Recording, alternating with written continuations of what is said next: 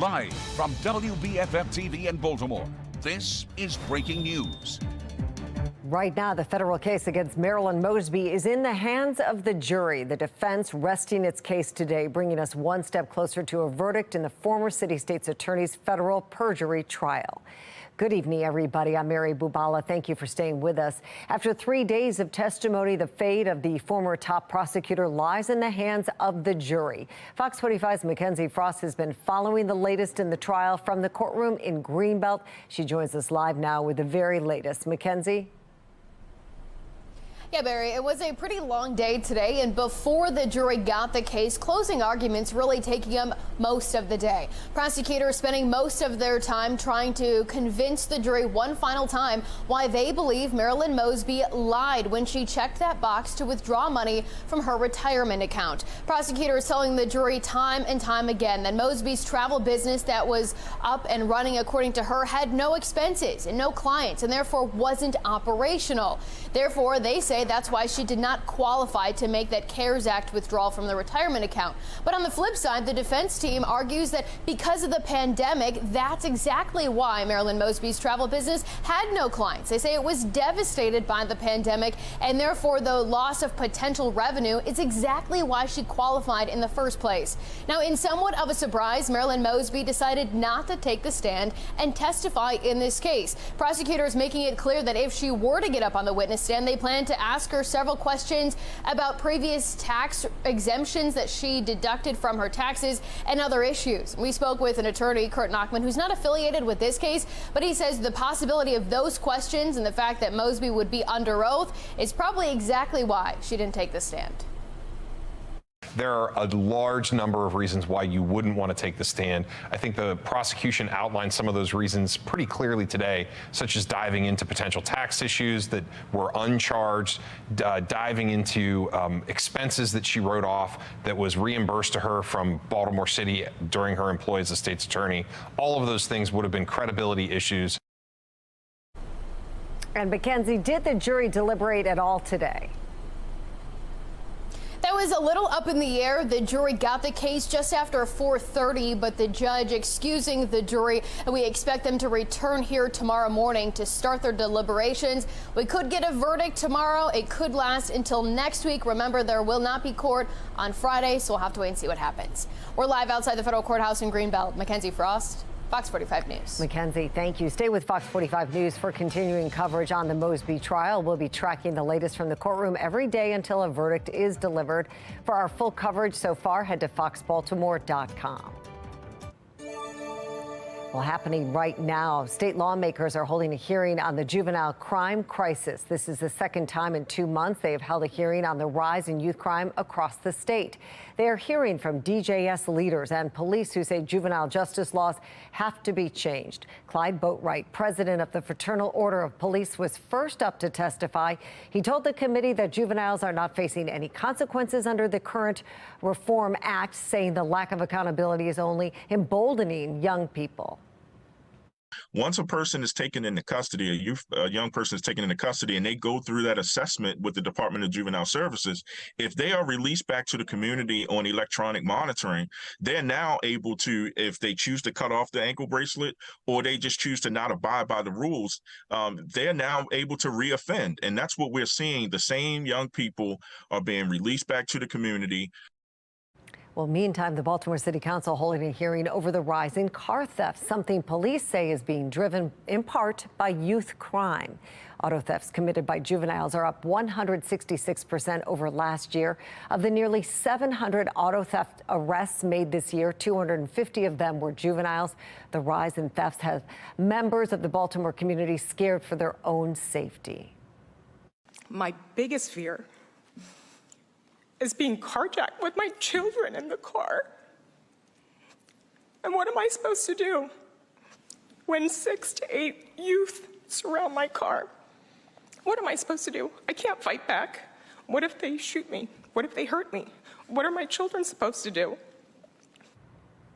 Well, after children are arrested, the responsibility of dealing with their punishment falls to the Department of Juvenile Services. DJS revealing this afternoon they only refer 67% of those arrests to the state's attorney's office. The rest are released. Of that 67%, just 5% are sentenced to time in a DJS facility. 32% receive probation, and 37% of the cases have been withdrawn or dismissed by the state's attorney's office. City Council was critical of those numbers today, arguing without consequences, change isn't possible. Baltimore City, we are failing our young people. And if we're not getting the job right, and they see that we're acting a fool, and we're not taking them seriously, they're not going to take us seriously. We are having a crisis around young people that are committing very violent crimes, being arrested, and then not being fully held accountable. The calls for change also coming from outside the city. Fox 45's Amy Simpson spoke with NAACP leaders in Randallstown who say the state is not acting with enough urgency on juvenile crime. From stolen cars to armed robberies, a community leader here in Randallstown is questioning where's the urgency to fix this. Ryan Coleman has reached a breaking point. Enough is enough. The president of the Randallstown NAACP says his community does not feel safe, continuing to be victimized by kids and teens committing crimes. They don't understand why it hasn't been addressed. They don't understand what's taking so long. Frustrated that young offenders, even when they are caught, are often released back into society with barely a slap on the wrist. There seems to be an undercurrent of not wanting to really hold juveniles accountable. Now he's asking, where's the urgency to fix this before things get worse? So on one hand, we're having Marylanders being victimized. On the other hand, we're having children that are going to be graduating to more violent crime and be put in the system. This is very urgent and very serious, and I don't see that urgency. Coleman sending this letter to Maryland's Department of Juvenile Services this week, calling on the agency to act, pointing to recent crimes in the region involving kids and teens. Like last week's incident in Northeast Baltimore County, a 15 and 16-year-old armed with a gun, robbing someone outside of a Walmart. Coleman's letter claims the suspects were released to their parents hours later. The letter also pointing to last week's violent attack caught on camera in Baltimore City. A 12 and 14-year-old violently assaulted a woman on her way home. The teens arrested and, according to the victim, released within hours. We really need DGS to, number one, help these children and make sure that the public is safe. And they're doing neither. The actions of DJS do not rehabilitate black children and, in fact, unleashes them on the black community. This community leader wrote in part, "My community is tired of policymakers not listening, invoking equality to explain their actions while reinforcing the status quo." Coleman calling on DJS Secretary Vincent Schiraldi to help these at-risk kids, but also help the public feel safe again in their own neighborhoods. We hope to hear back from him, but more than hearing back from him, we want something to be done.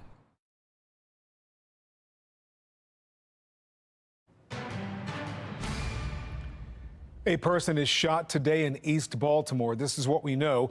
It happened around 2:30 at the Urban Avenue Shopping Center. Police say one man was taken to the hospital with non-life-threatening injuries. Now, they have not identified a suspect at this time. Anyone with information about that shooting should contact city police. Mary. Guy, thank you. Family members have identified the man shot and killed by police in Southwest Baltimore on Tuesday as Hunter Jessup. The family shared this picture of Jessup with Fox 45 News. Jessup was shot after police say he pointed a gun at officers after a chase. Police Commissioner Richard Worley says he was told multiple times Jessup was to drop the weapon. The Attorney General's office is investigating the shooting. A closer look at the group behind the attack on Israel and how leaders of Hamas may want a permanent war. Reaction from Washington coming up. And we are going to be threatening record high temperatures for tomorrow after 63 today. Looks like we go for 76, which could threaten the record of 78. I'm going to let you know how long the warmth lasts. Not going to be too long. That's my Weather Authority forecast up next. Veterans are struggling to feed their families, taking a look at the nationwide issue and what's being done to help. Fox 45 News, winner of 16 2022 Regional Emmy Awards, more than all other Baltimore news stations combined.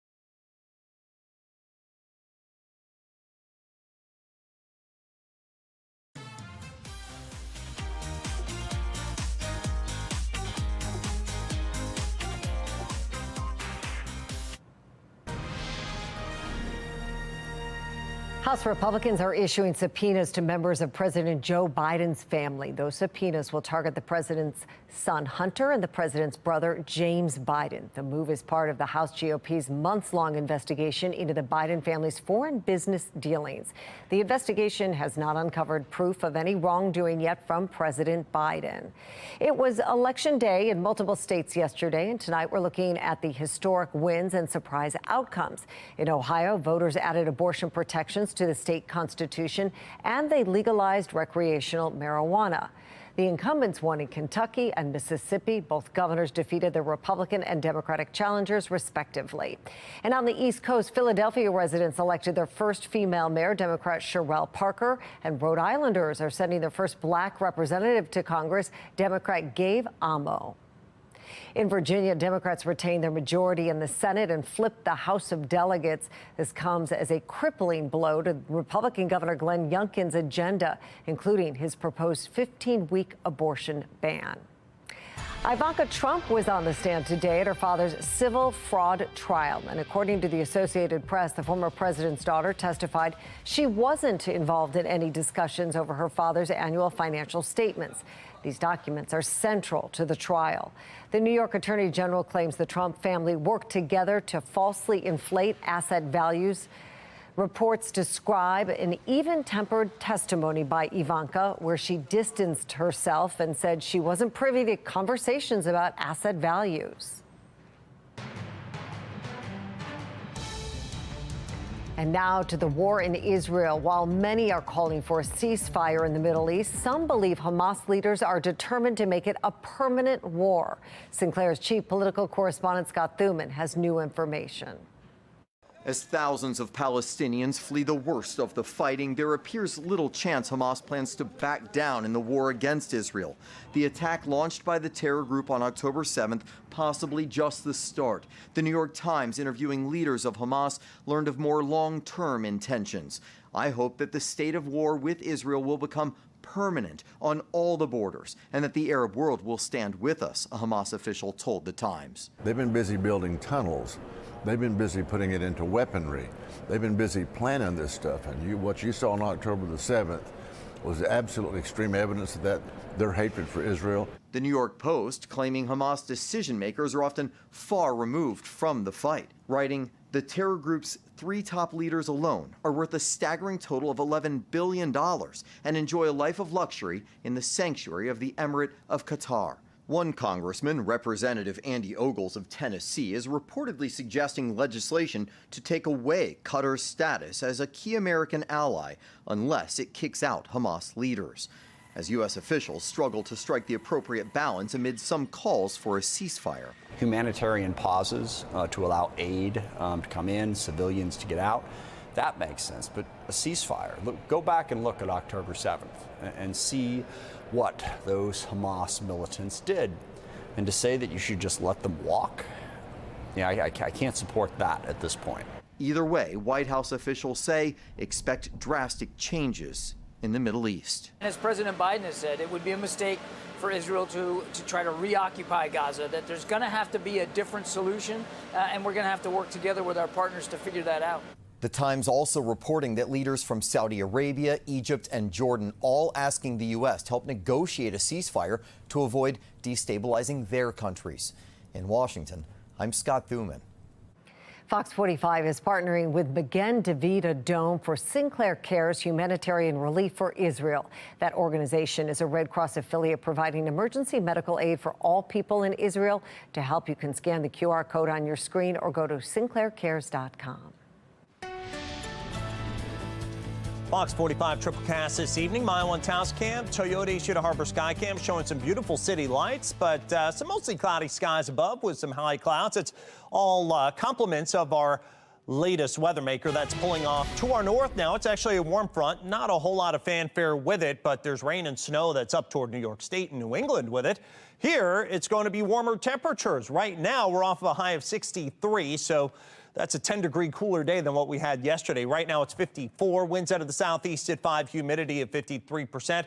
And the Mile 1 Taos Cam, again, nice and quiet. Temperatures already beginning to fall into the mid to upper 40s to the low to mid 50s as we're getting deeper into the nighttime.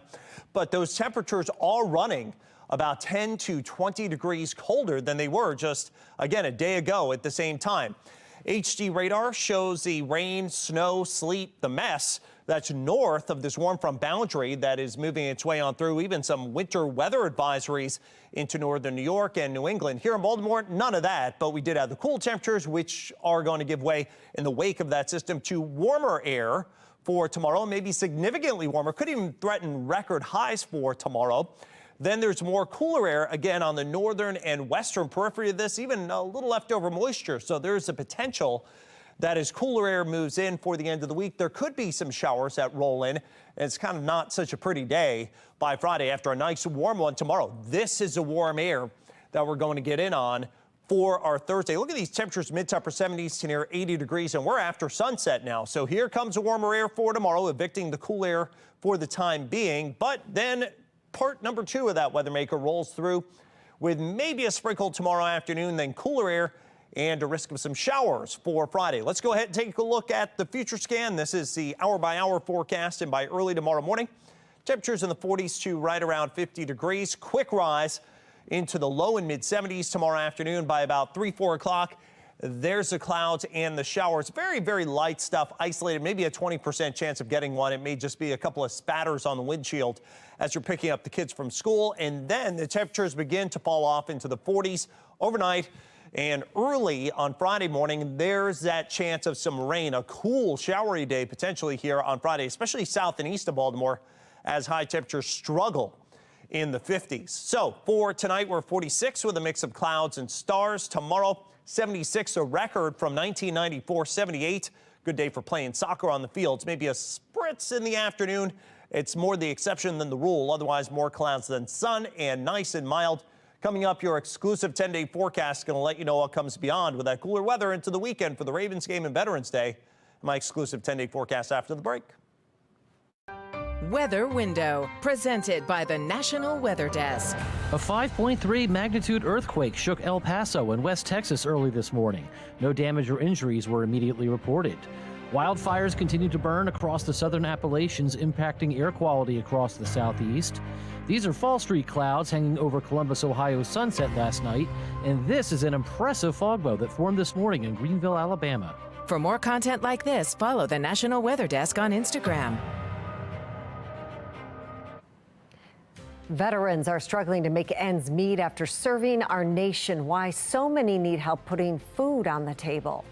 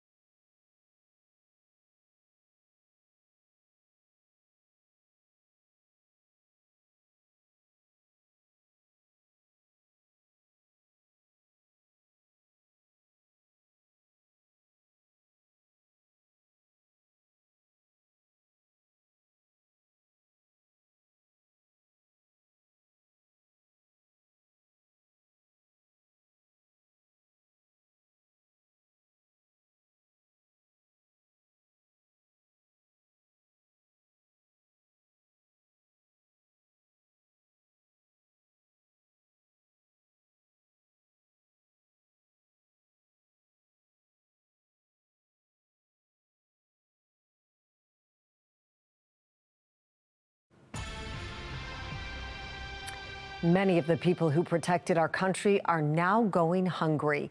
In tonight's Assignment America, Maritza Mendoza from our Sinclair sister station in San Antonio is looking into the struggle so many veterans face when it comes to putting food on the table. They always ask me, Darlene, where do you get this food from? And I say, Soldiers, Angels. Army veteran Darlene Robinson is grateful. She says the extra food from Soldiers, Angels each month not only sustains her family, but friends and neighbors too. It's very abundant.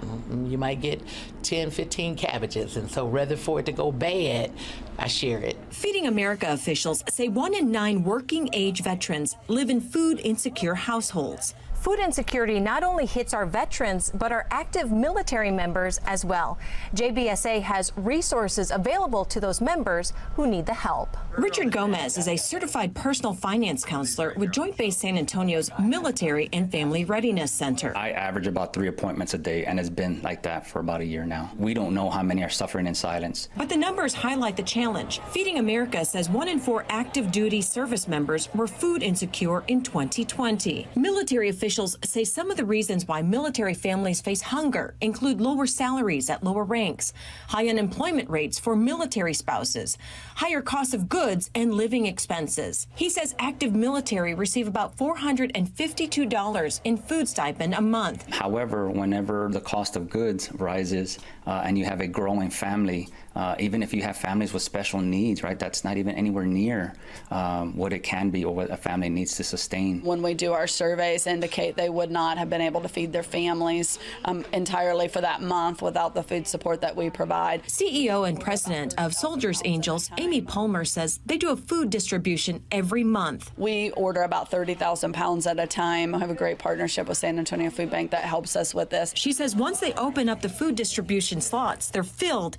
in 6 minutes or less. Our goal is to make sure every family receives at least 75 pounds of food per family. We're able to get at least 100 pounds, sometimes 150 pounds per family. Families like Robinson's that would likely experience hunger if it weren't for the generosity of organizations like Soldiers Angels. From the Northwest Side, Marisa Mendoza, News 4, San Antonio. Exclusive 10-day forecast. This roller coaster ride finally comes to an end after tomorrow. 76 outside chance of a shower tomorrow afternoon. The record 78 from 1994, so it could be close. Scattered showers on Friday, mainly light stuff with a high 55. 58 was sunshine for Veterans Day. Good looking day, although cooler. Sunshine for the Ravens game on Sunday, only 51 for a high. Could have some frost and freeze conditions again returning for the mornings here into early Sunday and early Monday and early Tuesday. High temperatures 50s to near 60. Maybe a major warm up by the end of next week and into next weekend. Jonathan, thank you. Well, finally tonight, the holiday season is here, and with it, many of the festive activities we love every winter. This weekend, the outdoor ice rink at the Avenue at White Marsh will open. The first skaters can hit that ice on Friday night. It'll be open then all the way through February. And the ice rink at the Inner Harbor in Baltimore is also returning this weekend. It will open Saturday and stay open until January 15th. Well, that's all for Fox 45 News at 6. Family Feud's up next. We'll see you back here for the news at 10 tonight. Thanks so much for watching. Have a great night.